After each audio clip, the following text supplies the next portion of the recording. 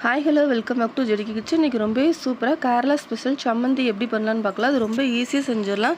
செய்கிறதுக்கு ரொம்ப குறைவான நேரம் தான் ஆகும். டேஸ்ட் ஆனால் ரொம்பவே நல்லாயிருக்கும். அதுக்காக ஒரு 4லேருந்து 5 காஞ்ச மிளகாய் எடுத்துக்கோங்க. அது ஒரு பேனில் போட்டு நல்லா ரோஸ்ட் பண்ணிக்கோங்க. இல்லைனா அடுப்பில் வச்சு சுட்டு கூட எடுத்துக்கலாம்.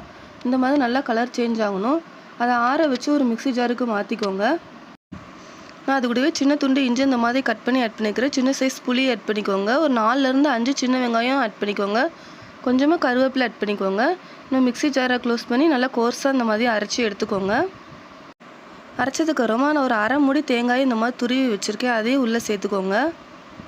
ஒரு அரை ஸ்பூன் மட்டும் சில்லி பவுடர் ஆட் பண்ணிக்கோங்க. தேவையான அளவு உப்பு ஆட் பண்ணிக்கோங்க. நான் கொஞ்சமாக தண்ணி எதுவும் சேர்க்கக்கூடாது. கொஞ்சமாக தேங்காய் எண்ணெய் இந்த மாதிரி ஆட் பண்ணிக்கோங்க.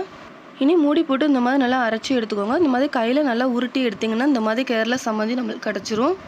இது நம்ம சூடான சாதத்தில் பிசைஞ்சு சாப்பிட்றப்போ அவ்வளோ டேஸ்ட்டாக இருக்கும். நீங்களும் ஒரு தடவை ட்ரை பண்ணி பாருங்கள். இது செய்கிறதுக்கு ஒரு 5 நிமிஷம் போல் தான் ஆகும். நீங்களும் ட்ரை பண்ணி பார்த்துட்டு உங்களுக்கு ஃபீட்பேக்கை ஷேர் பண்ணுங்கள். சப்ஸ்கிரைப் பண்ணிக்கோங்க. தேங்க்யூ.